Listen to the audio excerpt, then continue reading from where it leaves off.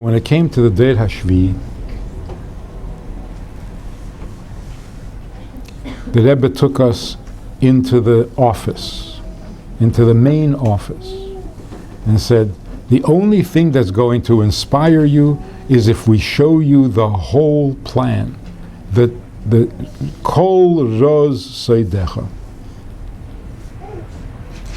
so that you will do what you need to do to finish the Dir B'Tachtenim. You now have to be told, you have to be able to see what the Kol Roz Seidecha is all about. And it was never shown to anybody before.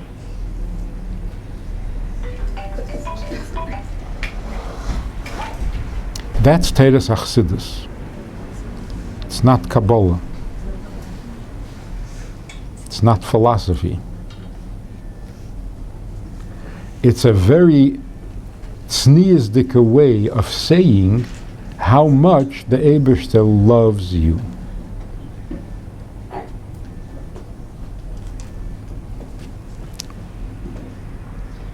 So the Baal Shem Tov started by saying, even a simple Jew is more precious than anything else in the world. You see how that's a hachana? That was like a hint. What was everybody upset about? Why did the whole world oppose? Why were they menagid to the Baal Shem Tov? Because they were convinced that the most important thing is Torah and mitzvahs. The simple Jew doesn't learn Torah and he doesn't do mitzvahs. How can he possibly be important?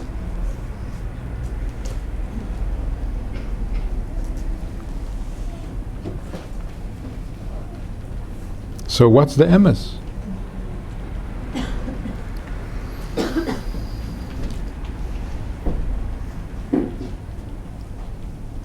The emes is that Kol Yisrael Yeshvam Chelik Lo'olam Haba because they're tzaddikim. Amech Kulam tzaddikim. The emes of the emes is Neitzer Matai Maisi Yodai L'Hispoer. I don't care if they do mitzvahs. They're mine. That's even higher than Gan Eden, than Olam Haba. You get Olam Haba for being a tzaddik. But you are his even when you're not a tzaddik.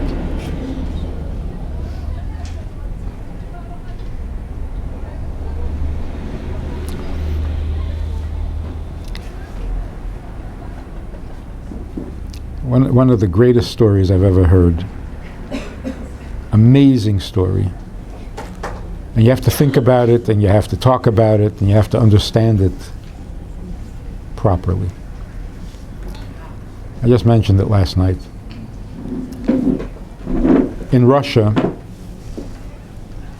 Hasidim were arrested, Hasidim were killed for keeping Yiddishkeit alive. There was one Chassid who was arrested and sent to Siberia, and his wife was left alone with an 8-year-old boy. There was no money, there was no food, they were starving. And they were living in a non-Jewish village where they were trying to hide from the communists.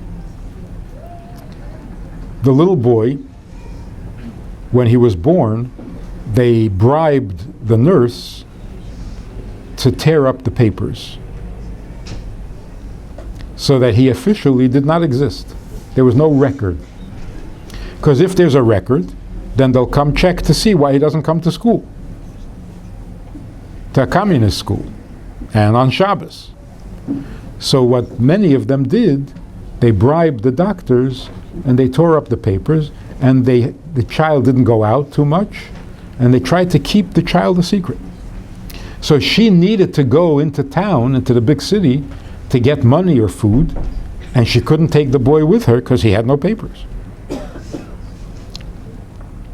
So she had to leave the boy with a non-Jewish neighbor, with a Russian couple. She told the boy what he's allowed to eat and what he shouldn't eat, and she told him that she'll be back in 4 days. but the trains weren't running, her papers were not perfect, they stopped her, they questioned her, they detained her. 4 days went by and she did not come back. A week went by and she didn't come back. The Russian, the neighbor, when he would come home drunk, he enjoyed forcing the boy to eat non-kosher. Force him physically. Push the food into his mouth. And the boy cried, and he spit it out, and he bit, and he kicked every night.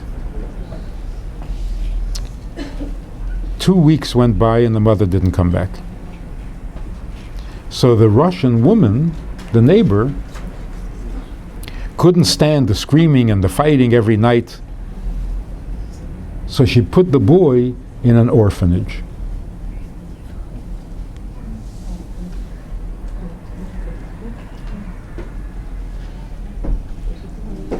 The problem in the orphanage was only that they were always making fun of him. Why can't you eat this? Why can't you do that? What's your problem? But they didn't force him. They weren't violent. One day, they took all the orphans, all the children, on a tiyul, on a hike. And after a while, they were very hot and it was thirsty.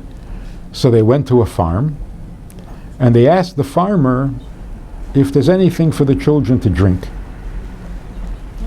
The farmer brings out a bottle of milk, which he kept in the cellar, so it was cold, and gave each boy a glass, and filled the glass with milk. This little boy, this 8-year-old boy, was about to drink the milk,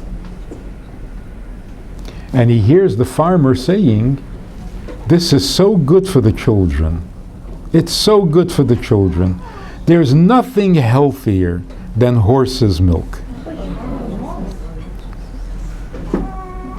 The boy hears this, doesn't know what to do.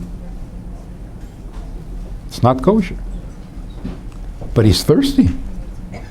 It's a cold drink. But he shouldn't drink it. It's not kosher. But if he doesn't drink it, it's going to start a whole new conversation. They'll make fun of him for this. So he wants to drink it. But it's not kosher. He shouldn't drink it.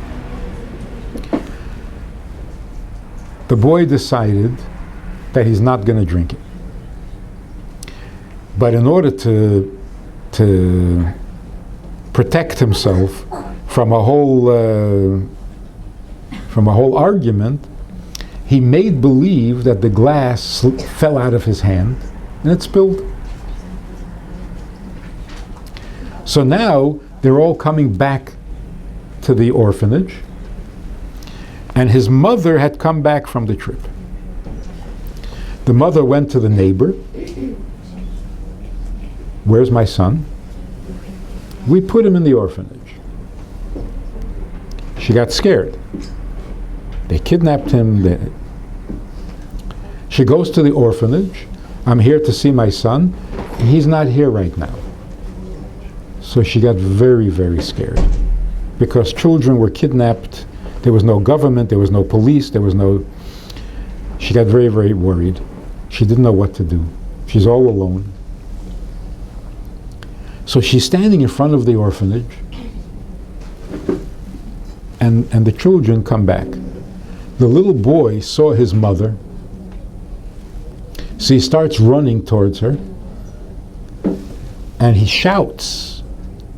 He says, "Mama, I'm still yours. I didn't drink it." An 8-year-old child had the das, the wisdom. Why didn't he drink it? Because he's Orthodox, because he's Haredi, because he's holy, because he's a little tzaddik. He's an 8-year-old boy. A thirsty 8-year-old boy. He didn't drink it because he wants to be able to say to his mother, I'm still yours.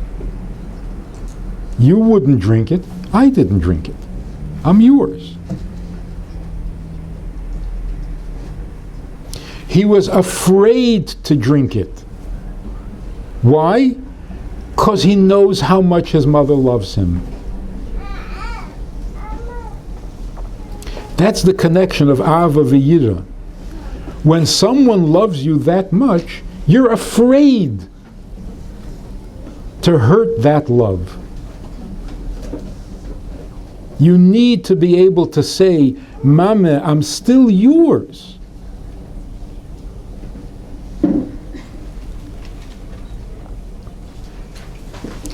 This is what a dira b'tachtaina means. Dira b'tachtaina means there's a connection that we have with the Eibishter that he started.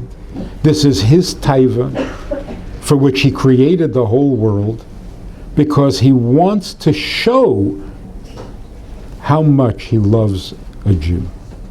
And when you come along and say, well, he only loves a Jew who does mitzvahs, that is such a painful statement to him.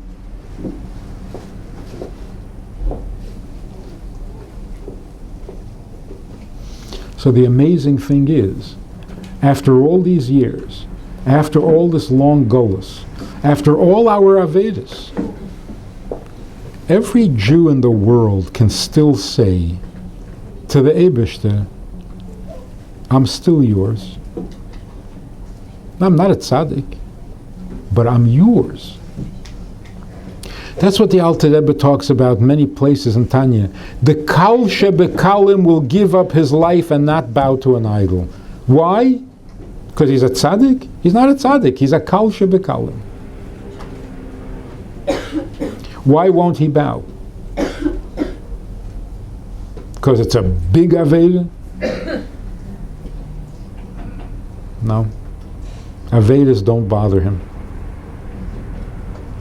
He won't bow because if he does that, then he won't be able to say to the Eibishter, I'm still yours.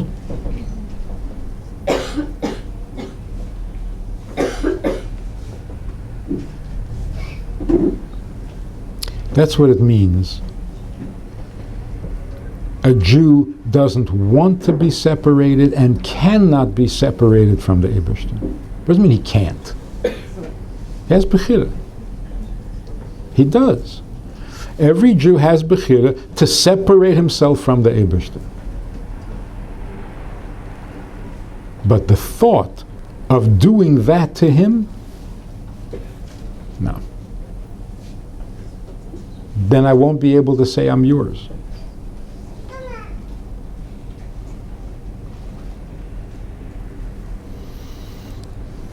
So it is a huge miracle, a huge compliment to every Jew alive today who says, I'm a Jew. For that alone, he deserves everything. For that alone, he is creating a dira b'tachtaina. When a Jew who is completely fablonget, he has nothing, he was taught nothing, he keeps nothing, he does nothing. He barely knows that his grandmother was Jewish. So if you ask him, what are you? He says, I'm a Jew. By saying that, he is making a dira b'tachtaina.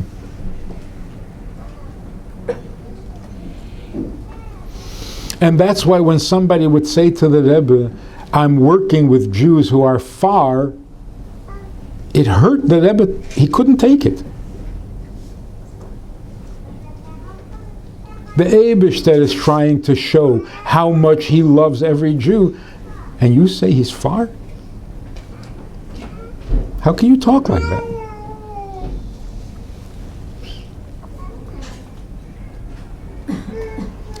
And what about ourselves? We know, Yoda Inish Benafshe, we know how far we are.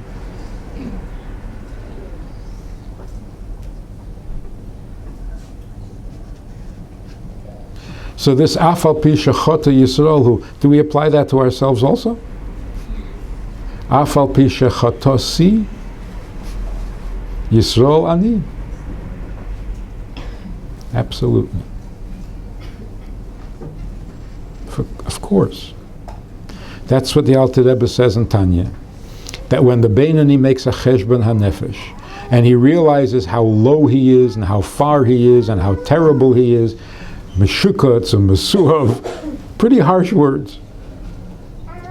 What should he then say to himself? He should then say to himself, Kol ze rak ani, but yesh bekirbi chelek eleka mimal. So what am I going to sit and cry? I have to be besimcha. Afal pi shechata Yisrael ani. I'm not a tzaddik, but I'm yours. I'm yours. And a Jew who can say, I am yours, what does he have to cry about? That he's not perfect?